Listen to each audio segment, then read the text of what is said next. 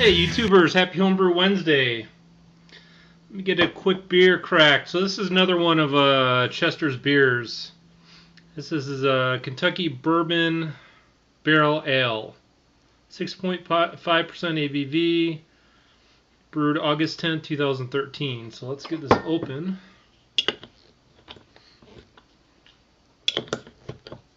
Oy. Alright, smells good.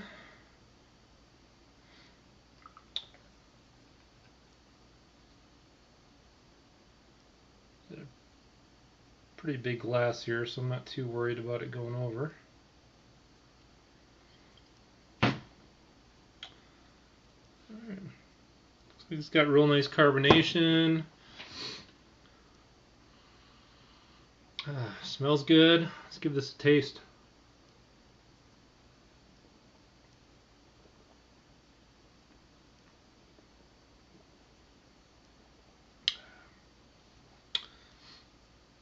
Ooh, this definitely has got a nice liquor taste to it.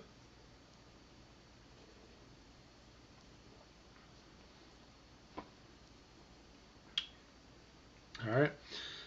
Chester, I gotta say, this is definitely a beer type I've never had before. It's definitely got a very unique taste to it. It's definitely not one I dislike by any means, though. It's very unique.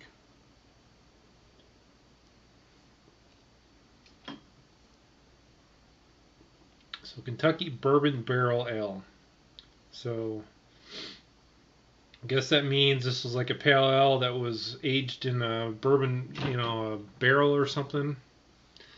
Not sure. I'd have to go back and see if I could find a video where you brewed this. But anyhow, once again, thanks to Chester for those beers. I appreciate it. I'm drinking them kind of slowly just so I don't go through them too fast. So one thing I wanted to show you guys real quickly, I got some mail today that's beer related. And so I'm going to flip to that because that's going to be a few minutes long because I'm going to show it to you and then I'm going to demo it and all that kind of stuff and talk about how it's working with my brew kettle and everything. So when all that's over, I'll be back with you to discuss it quickly and then talk about my brew I'm going to do on Saturday. Alright, so I just got something in the mail today I'm quite excited about. This is a plate chiller I just bought.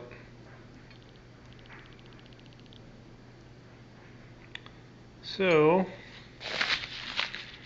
so basically,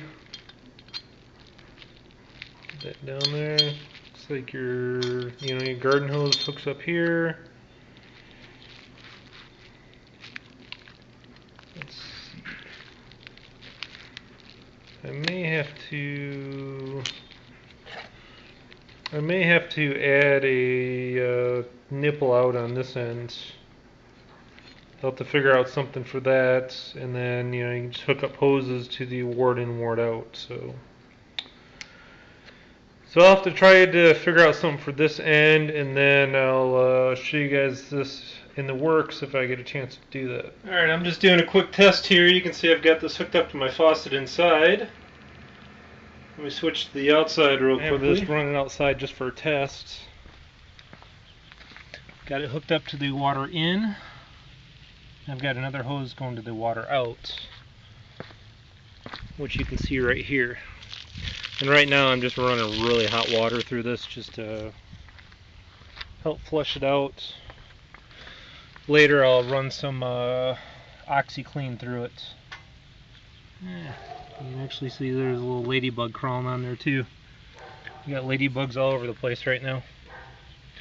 And then this guy, this is nice and hot right now just because I'm running hot water through it. So I figured I'd run hot water through this for a good 5 minutes just to flush it out.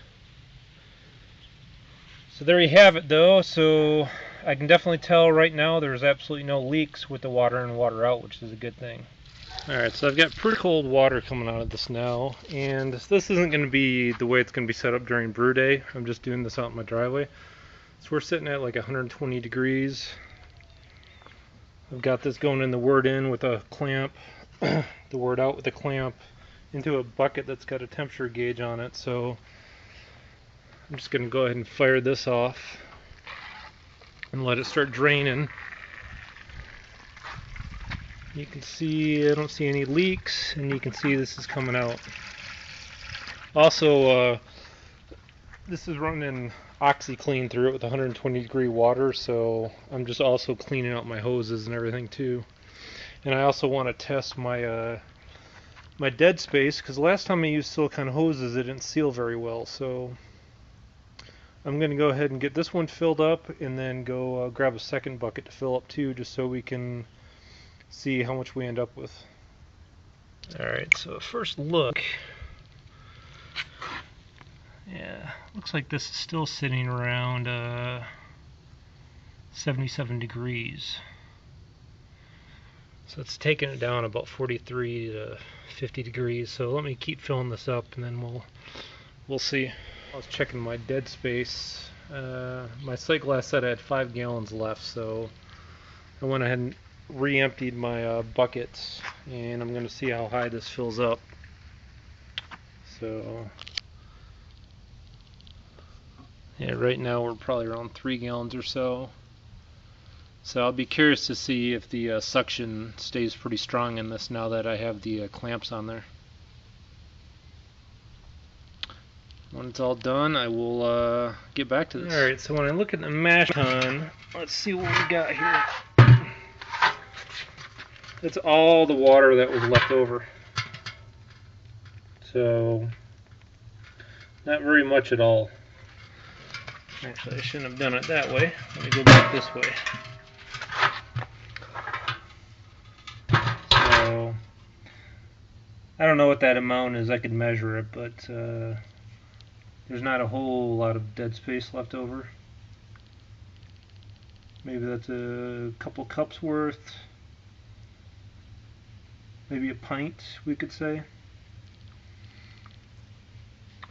Half a quart, somewhere in that area. Maybe about a half a quart is what I'd say. So that's not too bad. So it looks like the suction worked pretty well with those hose clamps. Alright, there you guys have it. So you guys can see I got a plate chiller.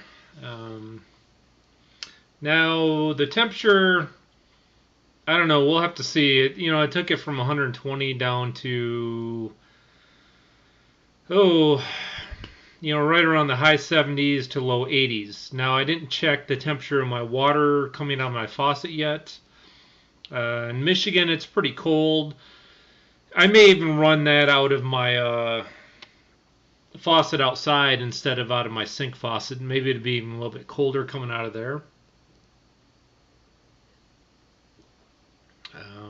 So I think I'm just going to roll with it for my brew day. I'm doing a brew day on Saturday. That's the plan right now. I'm going to do my attempt to do 11-gallon batch. I'm going to do my blonde ale that I talked about before. So we'll see how that goes, and what I'm going to do is I'm going to make up about a 1.75 liter starter for it. That run for a little over 24 hours, and then I'm going to take the batch, split that into 2 fermenters, and then put about a liter of the starter into one and about a liter into the other.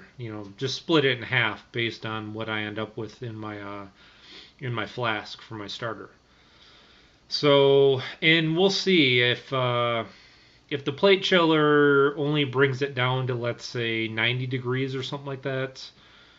Maybe I'll just let them sit downstairs for a little while until they get down below 80.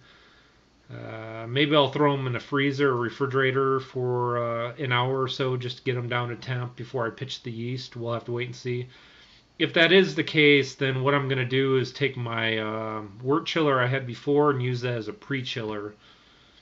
And I'll make hose connections on each end of that and put that into a bucket with ice and see if I can't cool the water down even colder. So we'll have to wait and see how that goes. It's a 20 plate chiller. So it's going to be trial and error. Maybe I should have got a 30 plate or a 40 plate. We'll wait and see. But if worse comes to worse, I have a wort chiller I can turn into a pre-chiller. So maybe we can drop the water all the way down to let's say it's 60 degrees, maybe I can drop it all the way down to 45 or 50 degrees using a pre-chiller. So anyhow, I don't want to ramble on too much longer. I'm going to go ahead and I'll shoot some video of my brew day on Saturday. It's going to be kind of a tough brew day because I'm doing a 11-gallon batch by myself. So there's going to be a lot of hands-on things I have to do that I've talked about before, where I'm going to be using my brew pot as my hot liquor tank as well. And so that's gonna take a little work on my end. So, and I'm gonna take my time to make sure I do everything well. I'm gonna have to move things around a little bit, take and stuff like that. So, the important thing is, though, I need to be done by close to 3:30 because that's when the Michigan State game is that I want to watch. So, anyhow, I don't want to go on much longer. I just wanted to show you what I got in the mail today, and I retested my keggle with the silicone hosing and hose clamps, which work beautifully. I'm very happy with the seal I'm getting now. And again, Chester, thank you. I've been enjoying this beer this whole time. And I'm going to go ahead and call this good then.